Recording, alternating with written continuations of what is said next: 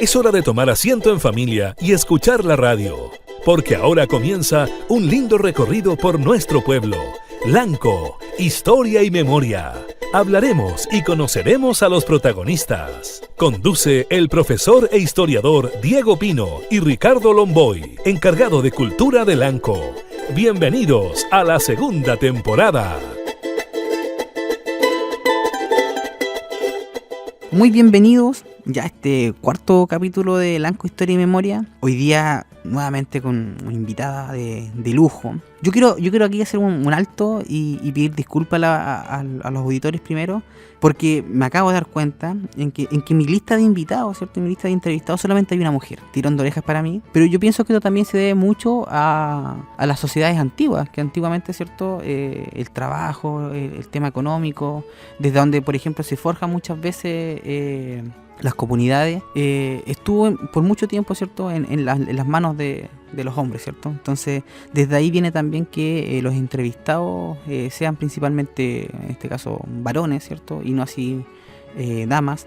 Pero sin embargo, ¿cierto? Hoy día, para la excepción a la regla, ¿cierto? Tenemos una invitada, pero de lujo, que es la profesora Neris Mora. Con ella vamos a ahondar en todo lo que es la historia de Malalhue, la identidad malalhuina, ¿cierto? Porque es indudable plantarse en Malalhue y no sentirse, ¿cierto?, que uno está en Malalhue, y a diferencia de Lanco, ¿cierto? Hay una diferencia sustancial que se logra identificar y se logra ver en el aire. Y para esto, ¿cierto?, vamos hoy día a hablar con la profesora Neri para que nos cuente un poquito más, ¿cierto?, cómo es vivir en Malalhue, qué es ser malalhuino. Así que hoy día, Ricardo, tenemos una invitada de lujo, que es la profesora Neris Mora. Claro, así es, Diego. Primero que todo, saludarte y saludar también a los auditores que nos están escuchando a esta hora. Ya, como decías tú, en el cuarto programa de esta segunda temporada.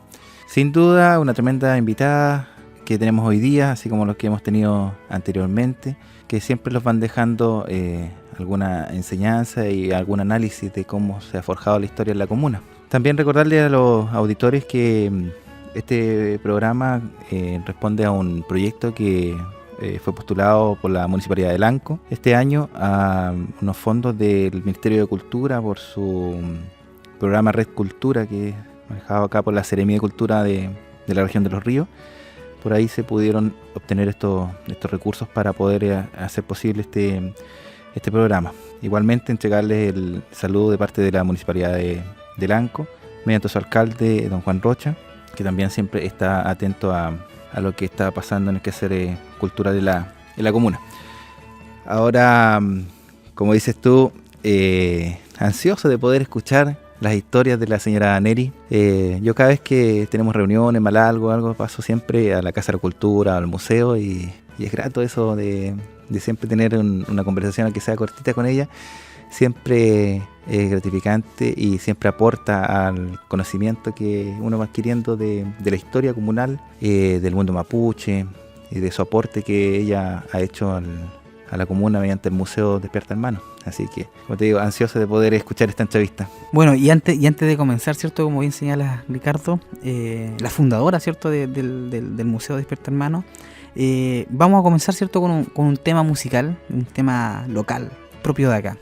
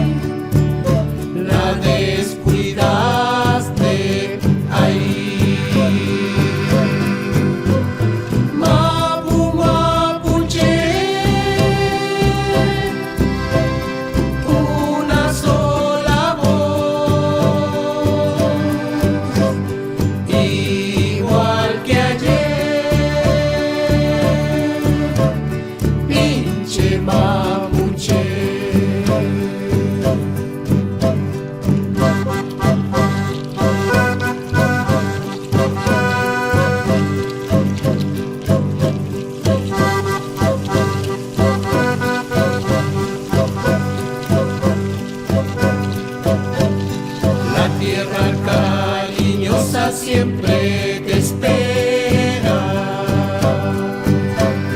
Ella abrirá su seno cuando te mueras. Hermano, cúbrela con manto verde. Ay, para que tu hijo un día, de ti se acuerde.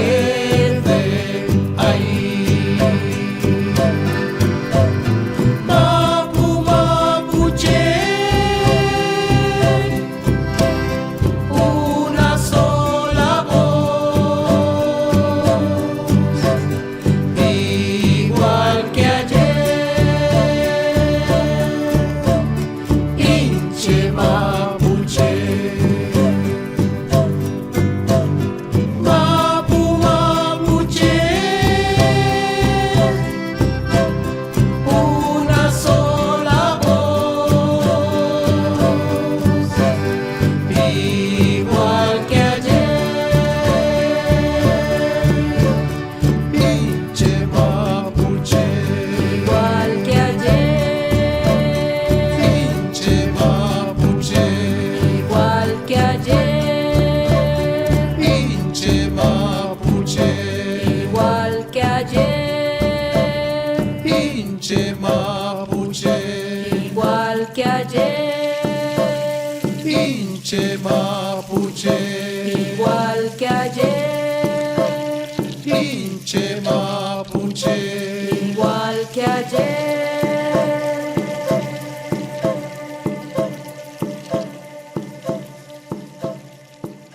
Bueno, un tema muy importante dentro de la comuna de Lanco es el crecimiento de la población de Malalhue.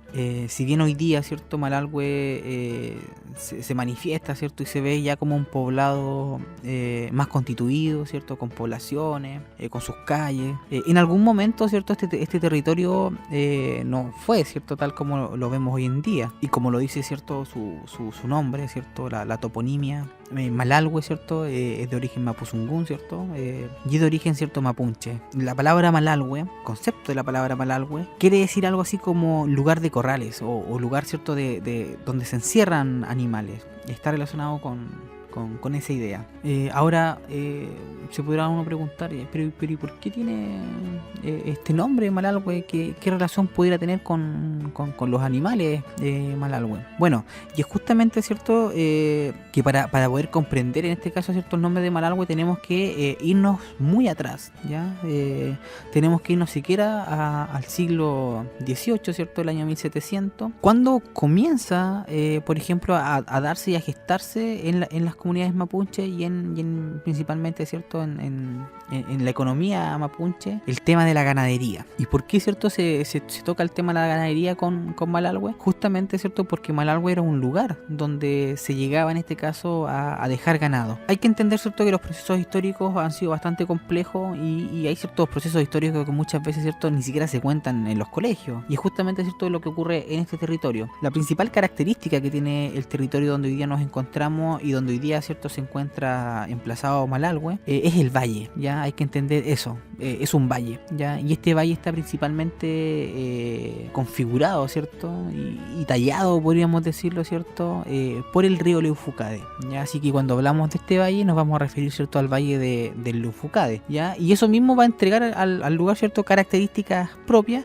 Y este valle del Leufucade no solamente, ¿cierto?, va a tener acción solo en este territorio, sino que también, ¿cierto?, se va a conjugar con todo lo que va a ser la cuenca hidrográfica del río Valdivia, porque tenemos que entender que este río Leufucade, ¿cierto?, deposita sus aguas en la confluencia con el río Cruce, y este río Cruce, ¿cierto?, termina llegando al río Calle, ¿cierto?, y que finalmente llega al mar. Entonces podríamos perfectamente hablar que si nos tiramos, ¿cierto?, desde el río, ¿cierto?, desde Malalhue, perfectamente podríamos llegar al mar, ¿cierto?, a las costas de Valdivia. Y esto ya entrega una característica muy importante al lugar, ya que, como bien les comentaba, en el siglo XVIII este era un corredor. ya era un corredor cultural que se caminaba, ¿cierto? Desde Lafken, desde Fuya-Lafken, ¿cierto? Desde el mar, desde el océano Atlántico hasta el océano Pacífico, o sea que se corría, ¿cierto? De costa a costa. Perfectamente nos podríamos haber plantado, ¿cierto? Desde Valdivia, haber tomado un guampó, ¿ya? Que era un tronco ahuecado, ¿ya? Y haber surcado, ¿cierto? Las aguas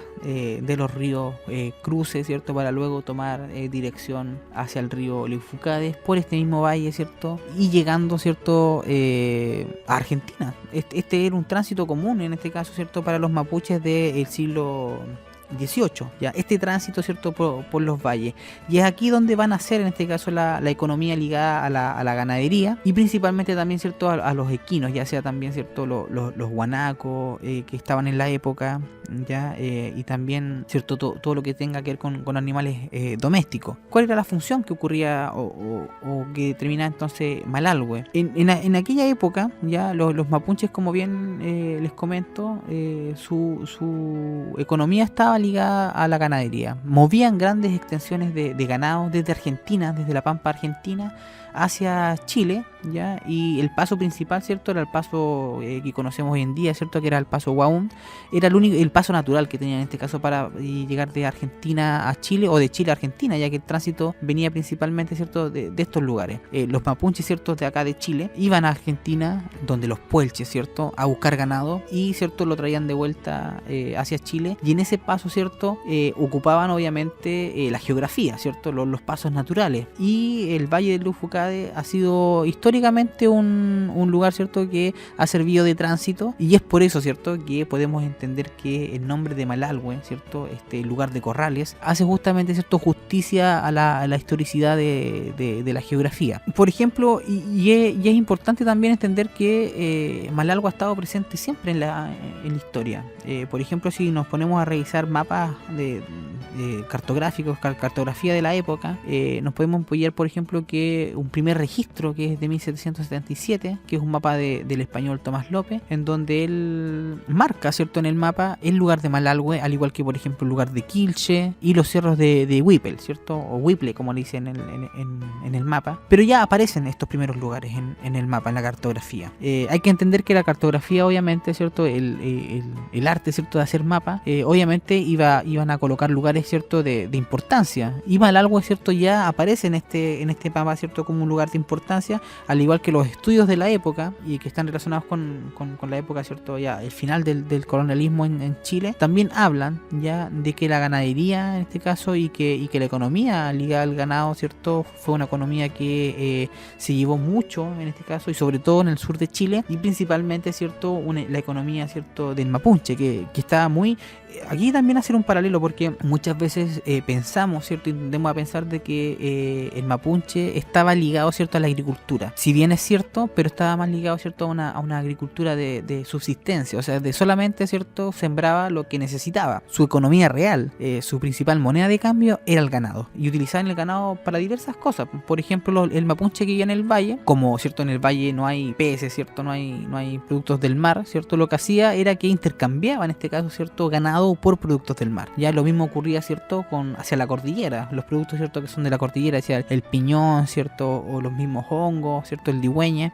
Lo que hacía, ¿cierto? También era que se utilizaba como moneda de cambio. Entonces vamos a entender que el ganado no solamente era utilizado como fuente de comida, ¿cierto? No era solamente que se utilizaba su carne, sino que en este caso se utilizaba el animal como tal, para en este caso hacer un intercambio económico también con las comunidades que estaban, ¿ciertos? Circundantes a lo que era Malalhue, ¿ya? Y también el territorio. Hay que entender esto, hay que entender, ¿cierto? Que Malalhue históricamente siempre ha estado presente, y esto justamente por la geografía. También, ¿cierto? Entendamos que dentro del territorio, ¿cierto? Hay lugares que tienen importancia, ¿cierto? Que en este caso sería los lugares, ¿cierto? Que tuvieron una primera ocupación del territorio. Justamente Malalhue también, ¿cierto? Se planta con esa configuración, ¿cierto? Con ese formato, ya que va a ser podríamos decirlo, un poblado, una aldea, ¿cierto? Un Love Mapu, que ¿cierto? Es muy temprano, ya incluso más temprano, ¿cierto? A lo que podría ser la ocupación de hoy día donde está Lanco, ¿ya? Malalhue siempre estuvo ocupado. Ya por ejemplo, avanzando en la historia de Malalhue, por ejemplo, nos podemos centrar, ¿cierto?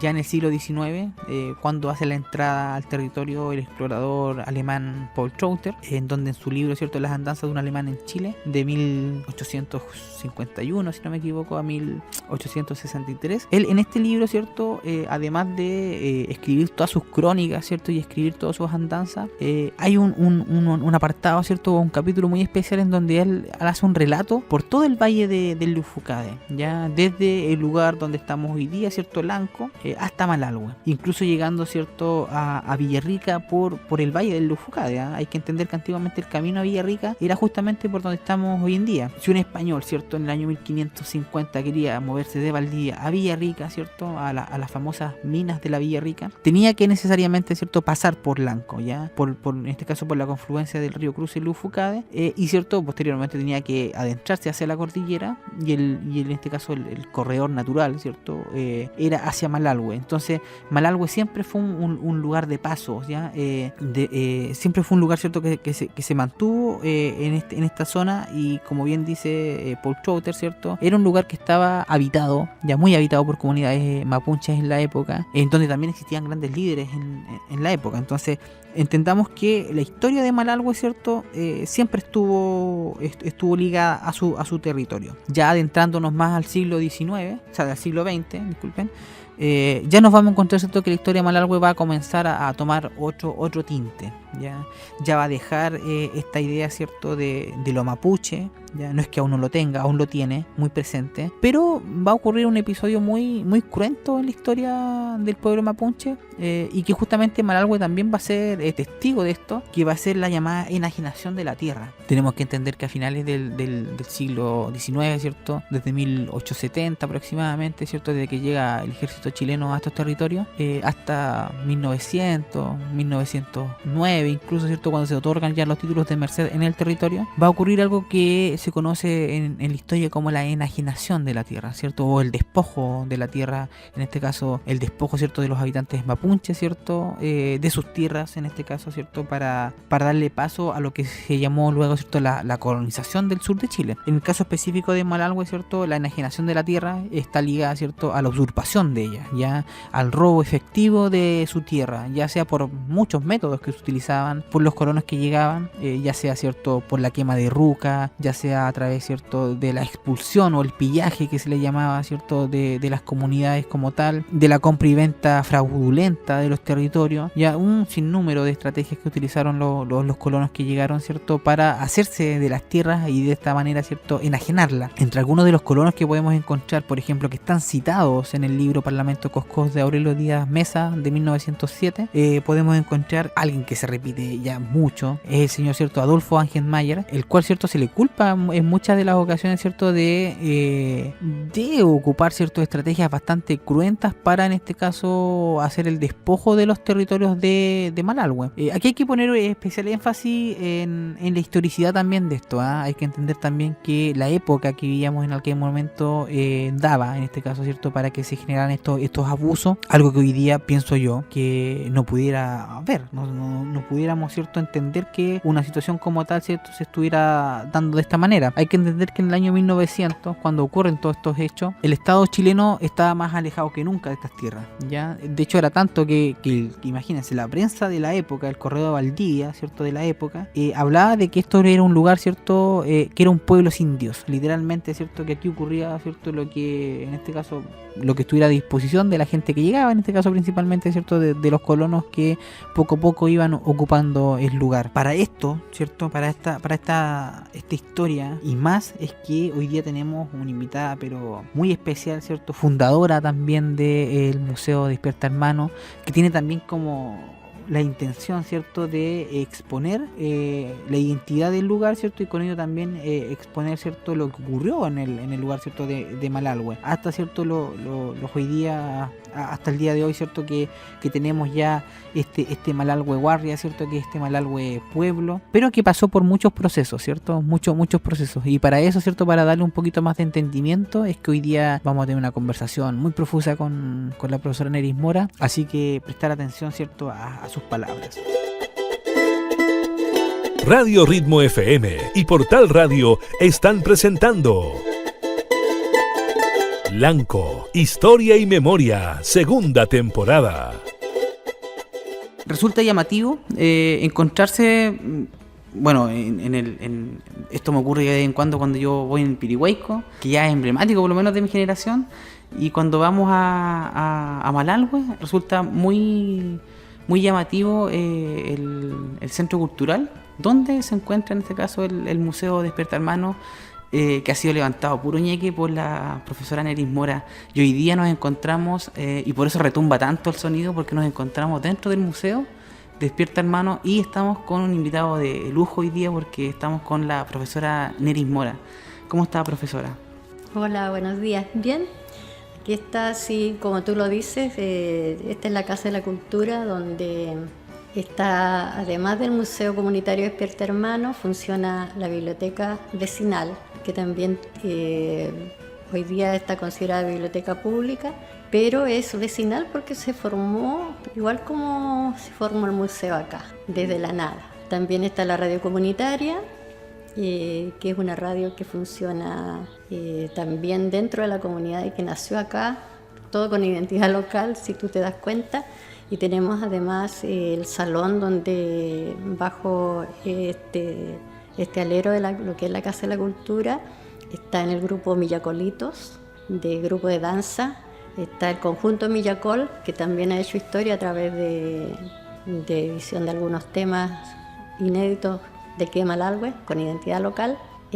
También lo usa el conjunto Antubueno y otros espacios más, como es el grupo de los chicos del Pulú, del espíritu nuevo, que es de los jóvenes que tienen las batucadas. Ah, ok. Sí.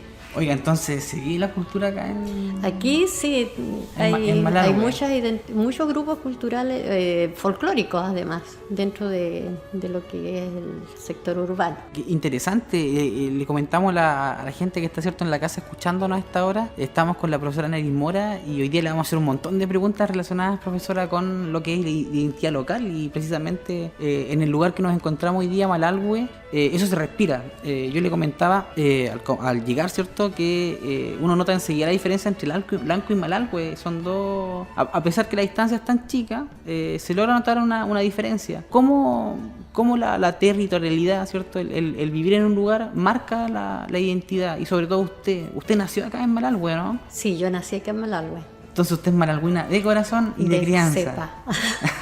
De cepa malalhuina, mire. Sí. Bueno, yo creo que todas las áreas rurales, descartando Santiago con el área metropolitana, como lo dice, ¿no es cierto?, nombre, es muy diferente a lo que nosotros vivimos acá en el sur, porque realmente los territorios son los espacios que nos marcan con una identidad de cómo somos. Y eso hay muchas personas que no lo entienden. Y nosotros acá tenemos una identidad muy, muy marcada. Y esa identidad se ha ido profundizando y acentuando, fortaleciendo, diría yo, con lo que la gente, las personas, quienes empezaron a formar parte de este pueblo, trataron de guardar esa esencia que está dentro de las comunidades de los territorios también ancestrales, que están acá. Y eso no se perdió. Y Dios quiera que nunca se pierda y que se guarde y se siga considerando como que el Huinca, ¿no es cierto?, el que llegó, el que está, el que se estableció acá, aprenda a convivir también con el entorno natural, el entorno social y de todo lo que existe acá en nuestro medio. En Malalhue, ¿cierto? En Malalhue. En Malargüe específicamente. ¿Y cómo fue, con esa misma idea que usted, ¿cierto?, relata ahora esto de que el territorio necesariamente marca identidades? ¿Cómo fue su niñez y su infancia en Malargüe? ¿Cómo era Malargüe en los tiempos que usted se crió? ¿Cómo ha transcurrido el tiempo desde ese momento hasta justamente hoy día? Mira, mis papás llegaron acá por una situación histórica también que marcó la población Malargüe. Ellos estaban recién casados. Yo llegué acá en el vientre de mi madre. Ya, y ellos llegaron a establecerse porque mis abuelos, o sea, los papás de mi mamá, eran hombres, gente trabajadora, muy especiales desde las Tarrias. Y tenían bueyes, y como ya el ferrocarril se venía para acá, él no tenía otra opción que dejar el campo allá de otra forma y venirse a trabajar con lo que ellos sabían hacer. Entonces fue así que se instalaron acá, porque acá había que instalarse, además que ya se venía después de todo esto de la usurpación territorial, cuando se supo que ya Ferrocarriles empezó a expropiar terreno. Los señores usurpadores de estos terrenos ya eran dueños, por lo tanto empezaron, cuando vieron que se iba a poblar, empezaron a rematar sitios. Y así llegó mucha gente de afuera, y en esas condiciones llegaron mis papás acá y mis abuelos. Bueno, y llegó el momento en que ellos debían hacer. Mi papá se había ido a trabajar a Panguipulli porque acá no había fuente de trabajo, y mi mamá sola acá. Y entonces, cuando vinieron los momentos del parto, fue para Navidad. Yo nací el 26 de diciembre. Yo no nacía, pues no podía. Por ahí las vecinas, las ñañas que existían, que eran las vecinas, trataron de ayudarla, la colgaron con cabestro, la metieron en una tinaja de madera, esas bateas con agua tibia para que pudieran, qué sé yo. Y no había caso hasta que una ñaña hizo un iyipún, una ceremonia para ayudar en el parto, y así nací yo. Y yo pienso que esa espiritualidad quedó en mí, y yo no me fui nunca de Malargüe. Yo estudié aquí un año en este colegio, después mis papás se fueron a trabajar a Panguipulli, ya mis abuelos tenían trabajo. El abuelo trabajó con sus no sé cuántas 5 yuntas de huellas en las maderas, en los aserraderos, qué sé yo.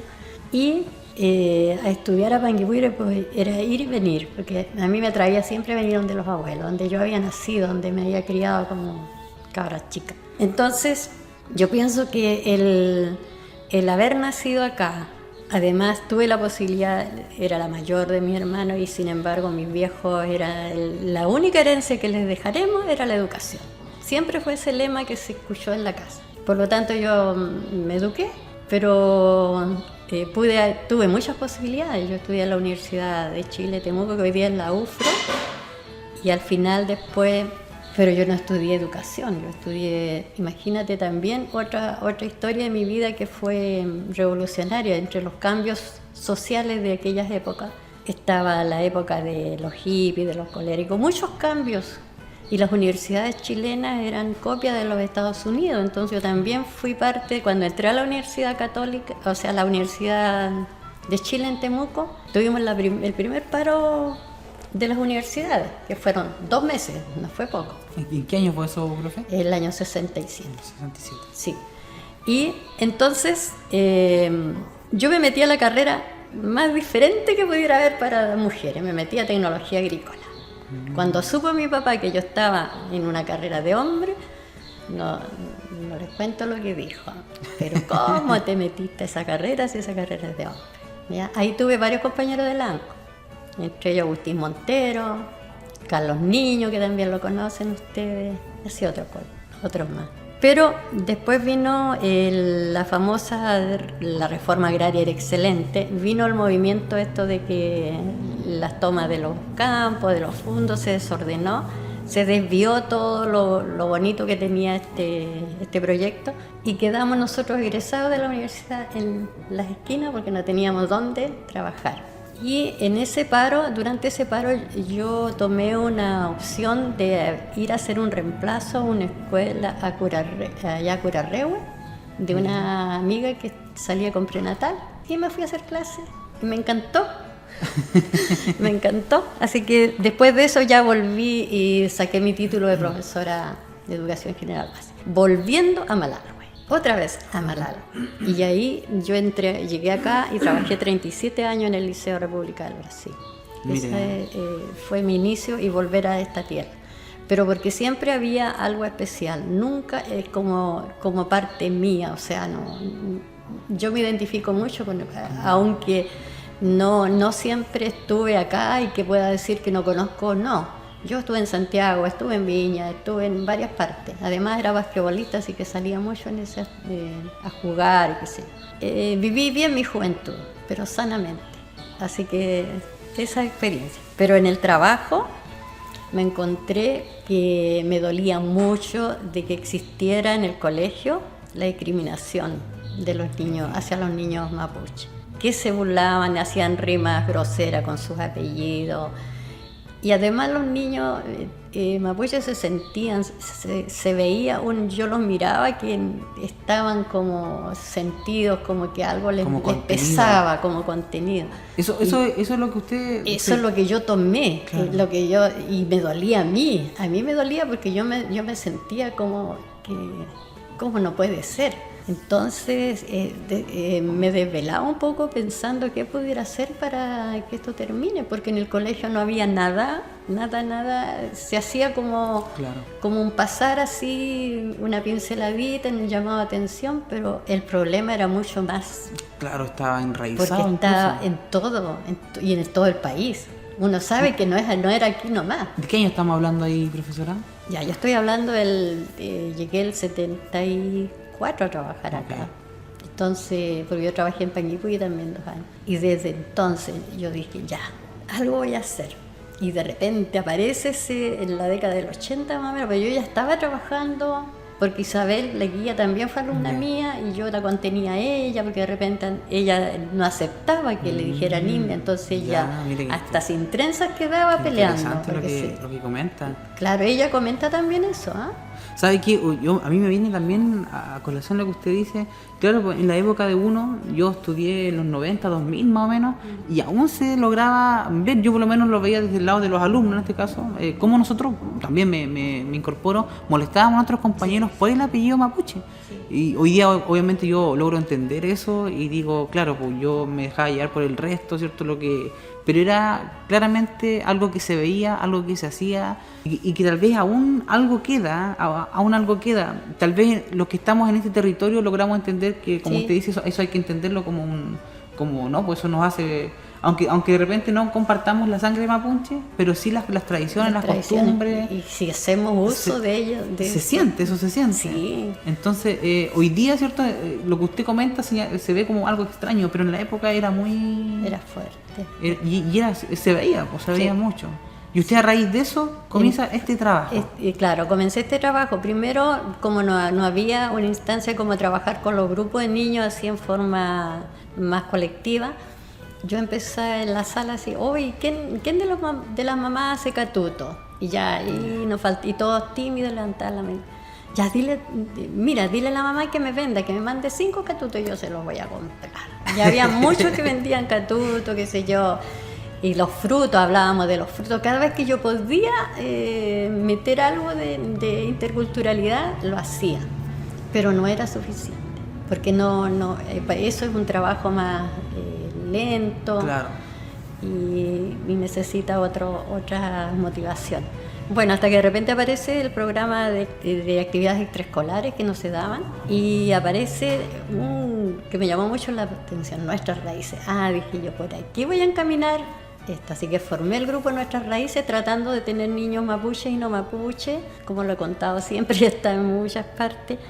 Y empezamos a trabajar con actividades entretenidas, porque no podía ser igual que una clase formal, claro. Algo súper entretenido que se sintieran motivados. Y empezamos ahí, lo primero que hicimos fue empezar a traer historias de la casa, de los abuelitos, un cuento que les hubiese gustado de los abuelitos y ellos los transmitían. Después empezamos a traer secretos medicinales. Y ahí era todo asombroso, y eso está todo registrado en un libro, así que tengo. ¿Quién traía más y era como una competencia entre los niños mapuche y no mapuche, todos traer su conocimiento, a ver quién traía más y el más novedoso. Y todo en silencio, súper entusiasmado. Eso en los 80, ¿cierto? Sí, del 85, el 87 empecé yo a trabajar con los grupos. Y entonces en esa época, además, le dimos sentido. ¿Tú de dónde eres? ¿De dónde somos? Uno era de Antigua, el otro de diferentes comunidades. ¿Y qué significará eso? ¿Y qué significará Malalhue? Así que después todos trajeron la toponimia, ya, el contenido, el significado de sus lugares, que eso también ellos no lo sabían, fonéticamente no tenían idea qué es lo que decían, qué involucraba cada uno. Y después de eso seguimos nosotros con alguna leyenda. Estaba la leyenda del Cerro Rucaclén de ahí, muy bueno. Está la leyenda de Chosdoy también. Y así aparecieron muchos textos entretenidos y eso les encantaba. Y todos los otros niños, señorita, ¿y cuándo no? ¿Y acepta más en el grupo? No, y los otros, no, tía, no, nadie más, tía. Y así como que estaban herméticos también a no tener a nadie más en el grupo porque se sentían como un grupo ya cohesionado. Y siguiendo con estas actividades así que lo otro que llamó más la atención, y esta fue yo creo que el culmine de la actividad que los hizo sentirse, pero unos yo creo que pidiéndole disculpas al otro, fue cuando empezamos a analizar el significado de los apellidos. Yo le dije, mire, vamos a averiguar qué significa nuestro apellido. Mora. A ver, Mora, yo sé que la salsa mora, dije yo, ¿cierto? Ah, ya, pero Mora. Y empezaron los chilenos y los mapuches, porque le decían chilenos. Lo más divertido era eso. Después, para sacar el concepto de quiénes somos chilenos, era otra. Los chilenos y los mapuches, claro. Sí era verdad, sí, así se decía. Cuando aparecen cada apellido mapuche con una leyenda detrás, con un contenido tan lindo, entonces, ¿qué pasó? Todos querían tener un apellido mapuche. Todos. Y lo bueno es que yo tenía de diferentes cursos, de quinto a octavo. Entonces, ¿qué pasaba? Que había, eso sí, ellos hacían un rol súper importante en su grupo, ¿entiendes? Y eso se fue multiplicando, porque la idea era que fuéramos agentes multiplicadores. Que sea exponencial el cambio. Claro. Entonces, con eso, saben ustedes que sin darnos cuenta se terminó esto. Y comenzó claro, y lo otro es que como tenía participación las comunidades se fueron también sintiendo como más tomados en cuenta, yo creo que también liberando algunas tensiones de cómo hacer frente a esa discriminación, porque tienen que haber sufrido mucho. Claro, mucho.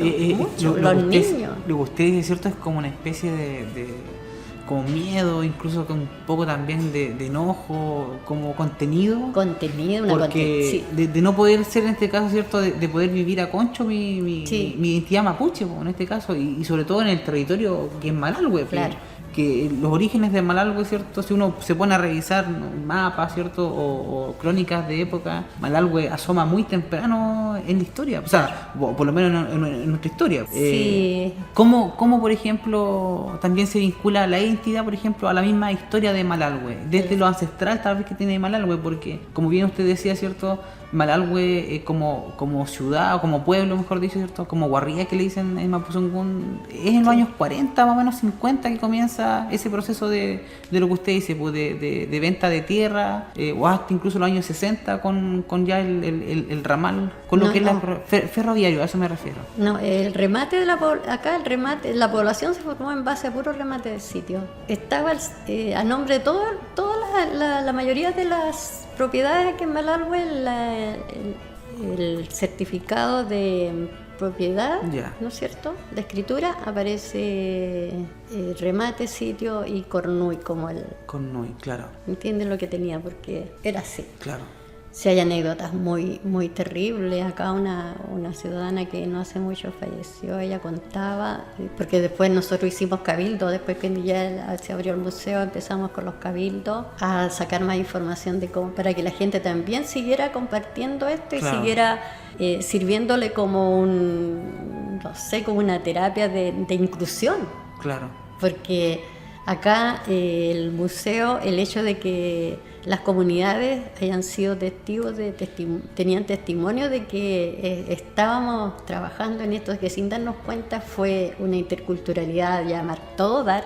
Nosotros tenemos el privilegio en la comuna de que el año 1995 se afianzó la educación intercultural en Lanco como la única comuna que partió cuando salió egresado Victorino Antilef, que fue alumno nuestro también, Claro. que por ahí tiene un poema. Hoy constituyente. Claro, y hoy constituyente. Entonces, no es una casualidad, no es una casualidad. Y lo que usted comenta también, claro, es mucho antes Maralgo, entonces comienza con lo que se llama la llamada usurpación de las tierras, Sí, ¿cierto? Y aquí sí. en este caso usted señala, ¿cierto? Claro. La familia de Bello Cornuy, que son los que llegan en este caso, junto con los Angelmayer también a Angelmayer, sí. este territorio, y llegan, ¿cierto? Haciendo lo que se le llamaba en ese tiempo la enajenación de la tierra, ¿cierto? Ponerle precio a la tierra, cuando nunca antes había tenido precio. No.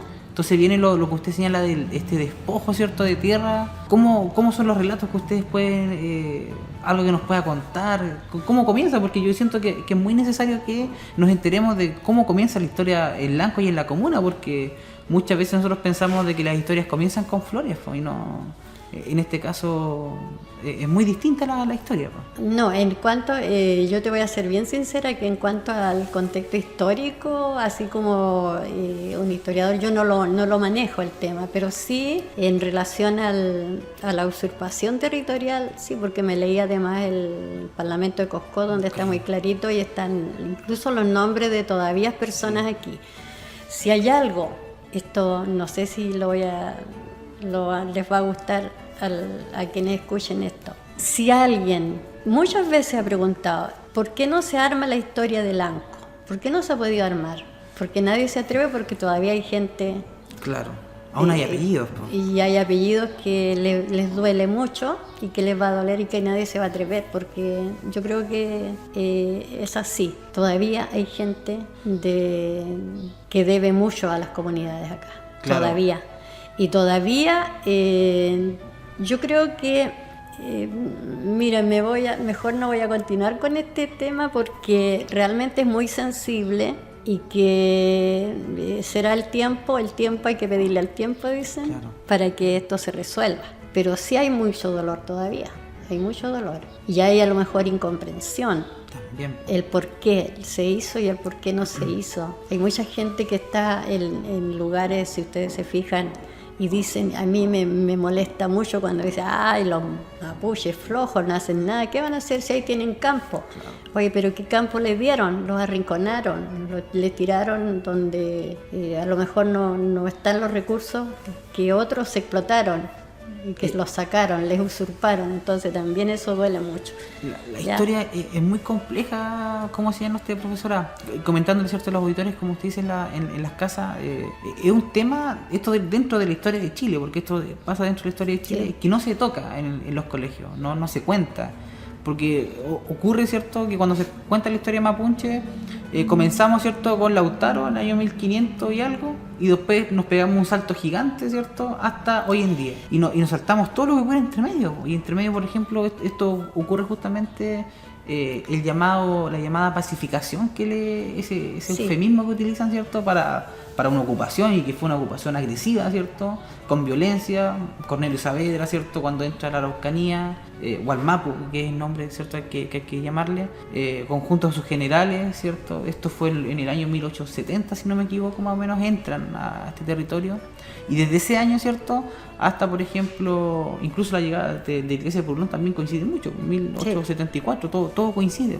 Nos enteramos, ¿cierto?, que la historia comienza de una manera que no quisiéramos, que uno pudiera entender también que es el contexto histórico el que marca también esta situación, y que hoy en día, obviamente, ¿cierto?, tenemos más, tal vez, los recursos históricos, justamente, ¿cierto?, de lo que pasó en aquel momento, y tal vez poder enfrentar ese hecho hoy día, y justamente lo que usted señala, y decir o sea, sabemos, ¿cierto?, que tal vez nuestros antepasados, nuestros parientes cometieron graves errores, Sí.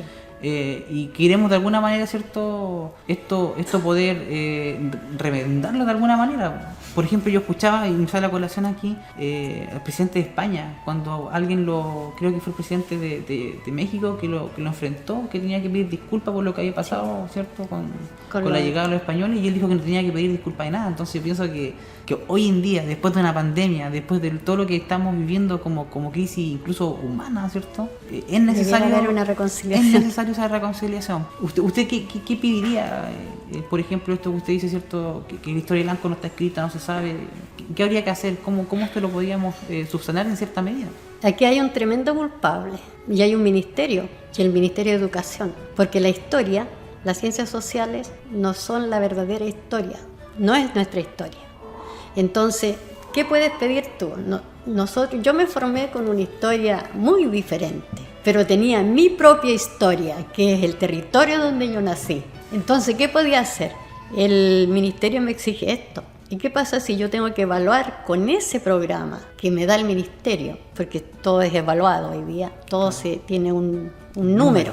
¿Qué podías hacer tú? ¿Entiendes? Yo creo que aquí la política del país, que tiene que ver con todo el contexto social, educacional, con todos los ministerios, es el que tiene que cambiar.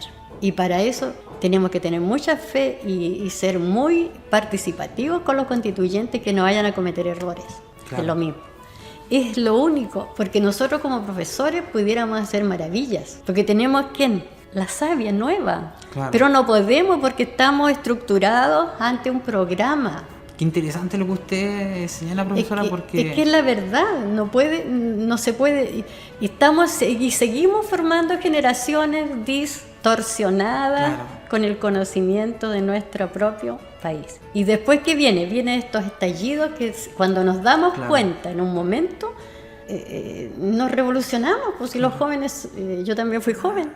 No sabíamos que estaban tan mal, dijo alguien por ahí, se escuchó. Claro, sí. Claro. O un ministro también dijo, no sabía que habían tantos pobres en Chile. Entonces, como todo muy descontextualizado, todo muy sacado de la realidad. La educación, los programas de educación, y cada vez cuando algún profesor se va por otro lado, ya enseguida viene la evaluación. Claro, mal evaluado porque no cumplió con esto que está estructurado desde acá, desde el Estado. Oigan, pues además la educación debiera ser territorial también, regionalizada, porque yo no puedo educar en las distintas regiones en lo básico al menos. Después de a poco vaya, incrementando y abriendo otras puertas, pero primero tengo que saber quién soy en mi territorio. Es interesante, ¿cierto? Y por ejemplo eso se le puede aplicar la idea de la inteligencia territorial, ocupar lo que tenemos acá, claro, para de esa manera, ¿cierto?, poder evolucionar y poder pasar a otro estado. Pero resulta que, como usted dice, ¿cierto?, esto viene desde una línea central y nos dicen hay que hacer los muchachos, ¿cierto?, y muchachas de esta manera, hay que estructurarlos así, y no solamente uno como profesor, sino que también, ¿cierto?, a uno también le colocan un número, porque ya, por ejemplo, ahora mismo con la evaluación docente, uno pasa a ser o un destacado o un no destacado. Oye, sí. Entonces, menos mal que yo nunca me evalué, no quise. Entonces yo pienso que no estamos en un punto, ¿cierto?, de competir. Yo creo que ya justamente lo que dice por ejemplo, el profesor Maturana, que decía esto de ser cooperativos, de que hay que cooperar, que es la única forma. Y por ejemplo, en la naturaleza esto se ve. Por ejemplo, las hormigas, cómo trabajan, pero de manera organizada, ¿cierto? Y ninguna se topa con la otra, porque todos saben, ¿cierto?, de que todas son importantes también. Pero parece ser que hoy en día aún, ¿cierto?, tenemos esa idea de que tenemos que ser el mejor y que tenemos que ser mejor que mi compañero, mejor que mi vecino, y yo creo que no va por ahí la cosa. Yo creo que la cooperación, y esto se tiene que dejar ver luego, pienso yo, en la educación, en cómo nosotros vamos a comenzar a educar a los niños que vienen, ¿cierto? Y justamente con la idea que usted señala, esto desde los territorios. De la identidad, quiénes somos primero, para que los niños vayan con una fortaleza ya, no que... porque a mí me da, no sé, yo digo, pues Chile es un país que no ha arribado mucho, pero es por eso, porque Si piden un currículum, ¿de qué colegio tú? El Salesiano, venías de allá, no, venías del Santa Cruz, no, venía de una escuela de Malar, ¿de qué? ¿Dónde queda? Nada. Córtela, no sé, eso es terrible. Yo pienso que eso es lo que usted señala. La desigualdad. Claro, es justamente como eso que nos queda, por ejemplo, de la herencia colonial, de la herencia, ¿cierto? Esto del patrón de fondo, que está, ¿cierto? El patrón de fondo, después están los capataces, ¿cierto? Esa jerarquía yo creo que aún la tenemos en nuestro subconsciente, y es justamente porque los elementos identitarios del chileno, por ejemplo, nos conllevan a eso. Por ejemplo, el rodeo, estas prácticas que no tienen relación con el territorio, hace lo que usted dice, puesto de que los niños se sientan como medio, no sé, como medio desorientados, claro, no saben quiénes son. Claro, no saber quiénes son, y cuando lo entienden es como decir, me tengo que sentir avergonzado de ser mapuche más encima, entonces como no. Yo entiendo a la juventud hoy día en los estallidos sociales, yo los entiendo plenamente. Sí. Y sabes tú por qué, y vamos censurando desde el Estado, y ¿qué hacen? ¿Qué han hecho? Si ya hemos tenido, los jóvenes se rebelaron hace harto tiempo. Claro. ¿Y qué se ha hecho para cambiar? Nada. Claro, esta efervescencia, ¿cierto?, social viene. Sí. Es porque es un descontento, si no están cómodos. No, pues no.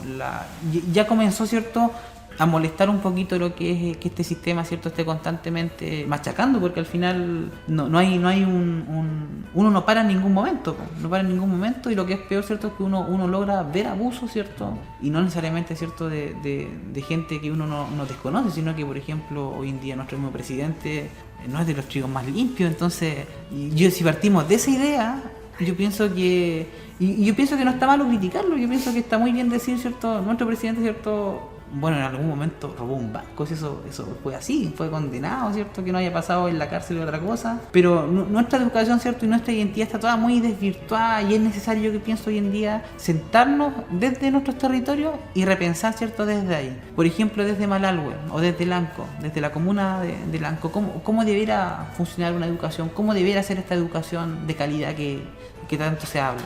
¿Qué debiera tener? ¿Qué elementos debe llevar? Es que yo pienso que Lanco tiene harta fortaleza en educación. Yo siento que de nuestro territorio hay muchos profesionales que han llegado muy lejos. Eso hay que ir evaluando. Pero no sacamos nada nosotros, no podemos tener una política educacional propia, porque eso viene de arriba, no empieza acá. ¿Entiendes? No empiezan las bases. Entonces, todo lo que tú hagas, que tengas un liceo emblemático, que tengas un colegio de excelencia, aquí hay muchas escuelas de excelencia y maestros de excelencia también, pero nunca va a ser igual que estar o sea, somos una comuna. ¿Y cuántos de esos alumnos han llegado a la universidad cuando hay que pagar tanto para llegar a la universidad? Yo creo que eso es lo que hay como que estamos aquí bajo un techo, que de ahí para arriba no hay una escalera más fácil para llegar al otro. No hay movilidad social. No hay movilidad social. Yo creo que eso no lo podemos cambiar nosotros acá. A lo mejor hacer lo posible, porque esto sí en una política comunal. Yo lo único que pienso que debiéramos tener una política comunal que está centrado en la cultura, porque esto es cultura. Correcto. Cuando se habla de cultura, ponerse un vestido folclórico, no, córtenla. Cultura es esto, ser mejores. Estar consciente, Estar ¿cierto? consciente de lo que pasa y saber quiénes somos primero, para saber más de lo que somos. Qué interesante, sí, porque es como... Yo no le puedo pedir, ¿cierto? ¿Cómo esperas al olmo? ¿Cómo es el dicho? No le puedo pedir eso, ¿cierto? Entonces, para yo poder comenzar a exigir, tengo que tener un modelo base, ¿cierto? Que en este caso me dé para allá, pues. Y en este caso, ¿cierto? La educación amolda, pues. Trata de eso la educación. Y con la idea que usted habla de cultura, ¿cierto? De que fijarse en el territorio y decir ya cómo somos y a dónde queremos llegar, porque no podemos, ¿cierto? Insisto en la idea de pedirle peras al manzano, ¿cierto? Si lo que tenemos no es el producto. Es que tú preguntas, ¿por qué no te has hecho esa pregunta? Yo me la he hecho muchas veces y me la respondo a mí misma. Porque nadie más me la da. ¿Por qué creen ustedes que llega tanta gente a nuestro territorio? Tantos investigadores, tanta gente que quiere saber esto, tanto. ¿Por qué? Algo está pasando en este museo también, ¿o no?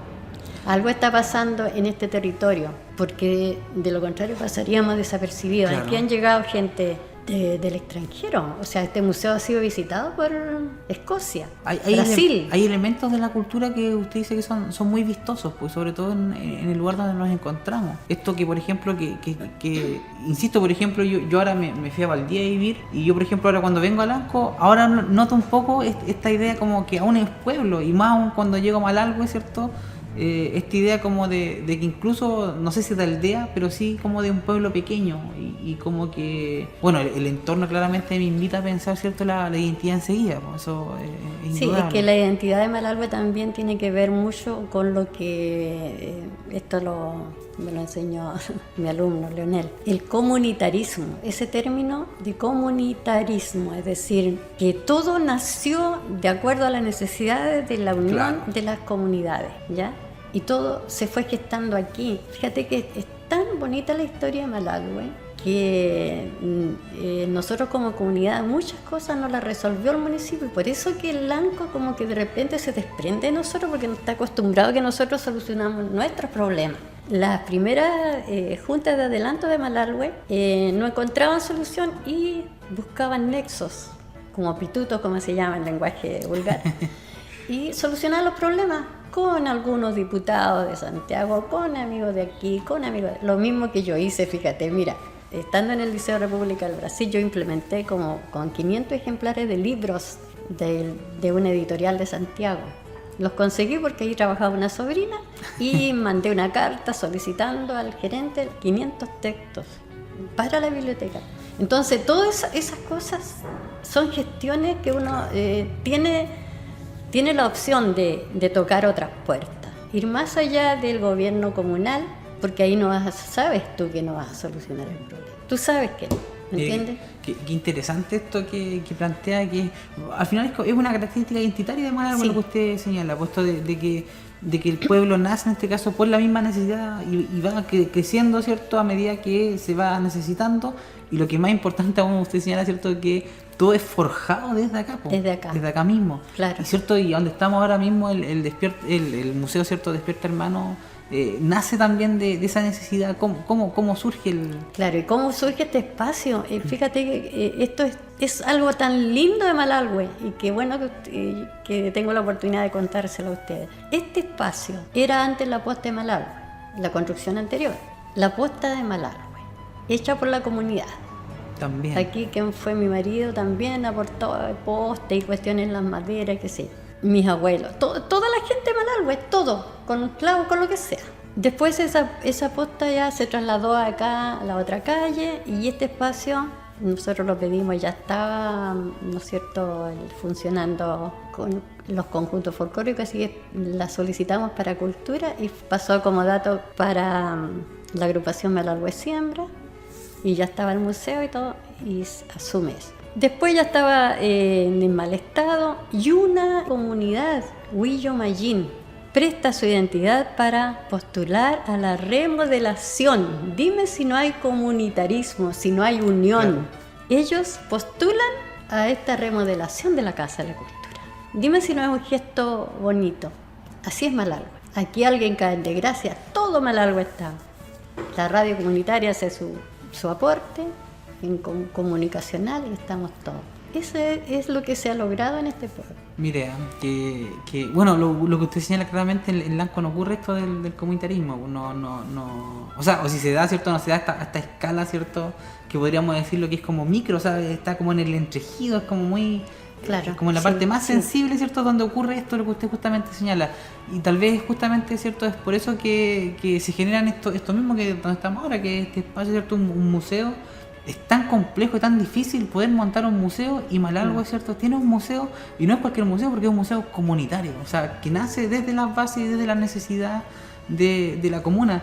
¿Qué elementos alberga, por ejemplo, el Museo Despierta Hermano? ¿Cuál es la característica del museo? ¿Qué es lo que nos expone? La identidad de las comunidades mapuche y la llegada, ¿no es cierto?, del ferrocarril a través de la elaboración de madera. Que ahí están todas las herramientas donadas por un vecino que trabajó, las herramientas en madera y todo. Ya tenemos acá también, arriba ven ustedes el arado de chancho, ese es el arado de madera hecho por los pueblos indígenas. Ahí tenemos las réplicas de las herramientas de los primeros tiempos. Está todo lo que es los cudes, las piedras de moler, el telar, eso lo hicieron los mismos niños.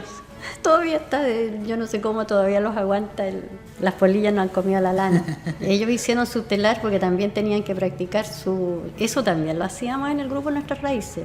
Y ellos mismos a través de su familia empezaron a traer cosas. Y empezaron de a poco entonces, Sí. elementos, ¿cierto? Que sentían en este caso ellos como parte de su identidad. Para guardarlo. Los empezaron Sí. a traer.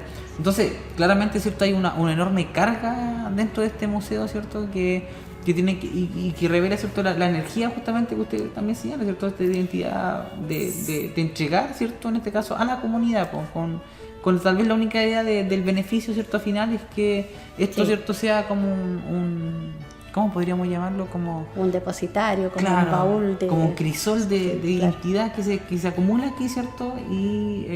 Y uno entra a este espacio, ¿cierto? Que está remodelado, ahora hay que comentarle también a los auditores. Sí. Recordemos que estamos con ellos también, ¿cierto? Nos están escuchando. Y yo los quiero invitar, ¿cierto? También, y obviamente se lo voy a pedir también a usted, profesora, que apenas se pueda, yo no sé cómo será la situación ahora para poder venir a visitar el museo. No sé si se puede visitar ahora en estos momentos. Nosotros estamos esperando todavía algunas situaciones que son de controles de salud, más que nada, la burocracia. demarcación, sí. Ok.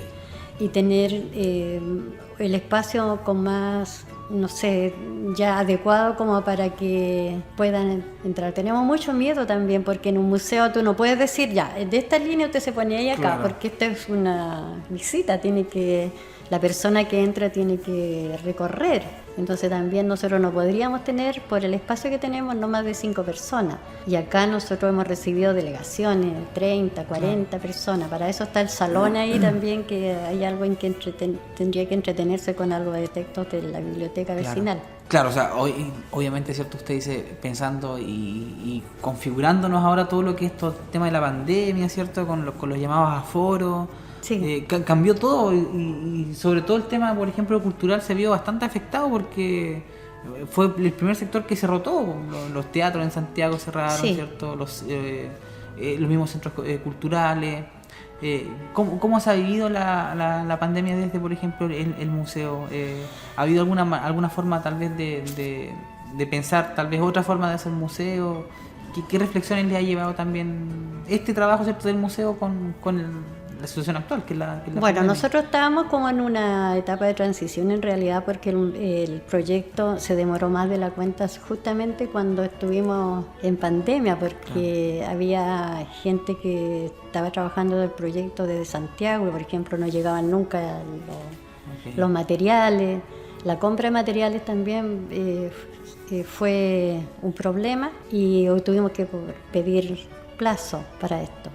Y aquí yo voy a aprovechar este espacio además para agradecer enormemente el apoyo de la Junta de Vecinos de Malalhue, porque nosotros como museo comunitario no tenemos personería jurídica, pero la vamos a sacar con los mismos exalumnos, los chicos que fueron los gestores de esto, que eran niños en aquella época y hoy día son chicos, digo yo, pero son ya tremendas personas. La Junta de Vecinos de Malalhue nos postuló este proyecto a través de su institución y este proyecto fue postulado al Servicio Nacional del Patrimonio, donde estamos nosotros inscritos, ¿ya? Y las piezas también van a ser inscritas allí, aquellas que tengan relevancia para que sigan siendo parte del patrimonio local. Mire qué interesante. Yo decir que es un lujo contar con un museo, sobre todo en la comuna. Agradecerle, profesora, por todo el esfuerzo que usted ha puesto aquí, por toda la energía que ha depositado, el tiempo y tantas otras cosas que de repente uno lo intenta, ¿cierto? Decir con palabras livianas, pero yo pienso que el trabajo, ¿cierto?, que usted ha puesto acá ha significado de todo, tanto lo intelectual, ¿cierto?, como también tal vez esto mismo que usted de repente decía, intentábamos hacer algo y, ¿cierto?, y está el tema de la burocracia, que hay que andar pidiendo favores, cuando no tendríamos por qué, si un espacio, ¿cierto?, cultural es completamente necesario. Profesora, ya para ir finalizando la entrevista, yo me pudiera quedar sentado aquí con la conversación, como usted decía, ¿cierto? Con un mate. En mi casa. Da para largo la conversación, po. Cuando quiera. Es muy interesante. Ya, pues lo voy a estar molestando, yo creo que más adelante en algún momento. Porque a mí me interesa mucho estas conversaciones y siento que sobre todo ahora esta idea de que esta conversación no solamente queda aquí, sino que sea expuesta en este caso a la comunidad, porque como estamos por la radio, ¿cierto? Poder en ese caso dejar ese feedback, pues, que la gente le resuene por último algo de lo que hoy día hablamos, ¿cierto? Y que en algún momento diga, ¿cierto? Y haga esa pregunta que usted decía, pues, ¿cómo estamos aquí? ¿Cómo fue que comenzó todo esto? Son preguntas necesarias, son muy básicas pero muy necesarias. Sí, es que de repente fíjate que hay sueños, uno tiene un sueño y busca realizarlo así como en forma, como decía mi papá, atarantado. Muy rápidamente, claro. Yo tengo un sueño, ojalá que al minuto después ya esté cumplido. Claro. Pero no, los sueños, cuando tiene que ver con personas, con algo más de dentro del alma, desde el sentir, desde el convivir, yo creo que se demoran un poquito más. Y eso mismo va incentivando cuando tú vas descubriendo algo, ese descubrimiento nuevo te lleva a tener otro sueño, es como una cadena, ¿no es cierto? Y la ilusión es siempre yo siempre en el sentido poético digo, la ilusión nunca se va a apagar, porque es como una luz, ilusión. Claro. Siempre tú la vas a perseguir, la ilusión. Claro. Hay que perseguirla. Y el que la sigue, la consigue, dicen algunos. Así que hay que ser perseverante. Yo he sido muy pacienzuda a lo mejor, con muchas puertas que he tocado y que no las entienden, o a lo mejor no me han entendido, o dirán, no sé qué dirán de mí porque he pedido algunos favores y no se resuelven. Pero después cuando ya la obra está lista, ahí yo creo que se darán cuenta de que sí. Era por algo. Lo que usted dice es esto justamente es como la idea de un caldo, pues mientras más está el caldo, ¿cierto? Tiene más consistencia, tiene más médula, ¿cierto? Más contenido, pues yo creo que justamente lo que usted dice, que cuando los sueños se realizan dañeque poco a poco, claramente, ¿cierto? Son más densos, pues, tienen más estructura, ¿cierto? Son más firmes. Ya para finalizar, profesora, y sabemos porque también tiene compromisos, ¿cierto? Ya agendados, algunas palabras finales, algo que usted quiera decirle a la comunidad que nos está escuchando, algún mensaje final, alguna última enseñanza que nos quiera dejar hoy día. Bueno, yo no soy ninguna erudita en investigación ni en nada, pero quiero decirle a la comunidad, sobre todo de Malalgüe y Lanco, que respeten lo que tienen, respeten su entorno, sobre todo el entorno natural que hoy día está tan deteriorado y que nos hemos dado cuenta, pero todavía no consideramos tener una alternativa ni una proyección. Como es hoy día, todo el mundo se queja que no hay leña. Y fíjate que la leña, más importante que la leña es el aire y el agua que no vamos a tener en un tiempo. Yo creo que nuestro entorno natural está siendo muy, muy maltratado. Cualquiera que conoce mi casa, en la calle Gabriela Mistral, número 82, mi casa ya no se ve porque está rodeada de vegetación. Yo tengo desde la quila, el michay, todas las plantas nativas que he logrado recolectar para tenerlos ahí al lado de mi casa. Incluso pensaba tener un parque urbano con plantas nativas, pero yo creo que tenemos que, y eso se aprende a vivir viviendo en el territorio y sintiéndolo. Dejémosle a nuestros hijos, a nuestros nietos algo de la naturaleza que nosotros tuvimos el privilegio y tuvimos la sensatez de cuidar. Yo creo que eso es la mejor herencia. Y gracias por haber venido a visitar este museo y ya estar abierto a la comunidad. Es un museo que todo el mundo debiera conocer porque aquí está nuestra identidad local, comunal, del territorio de esta zona.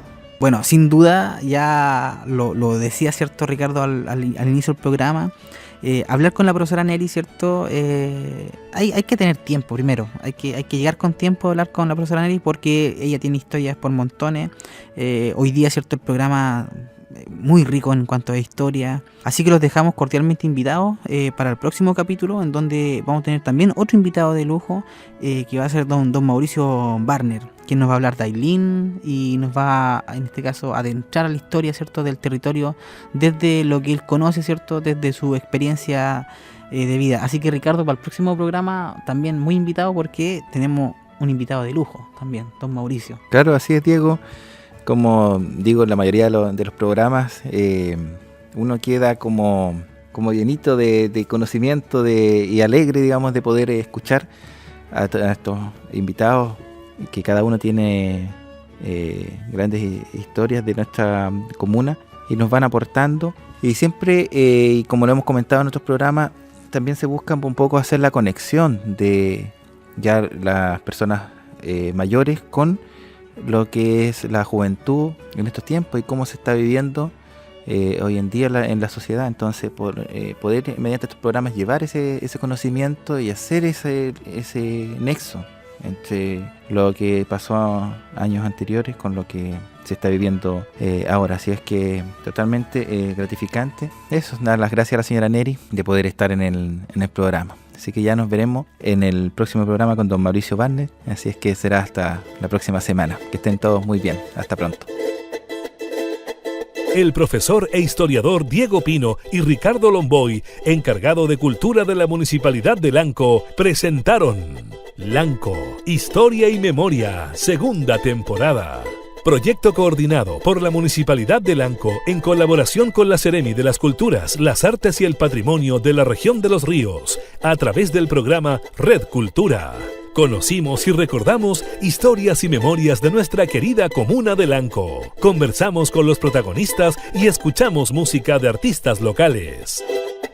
¡Hasta pronto!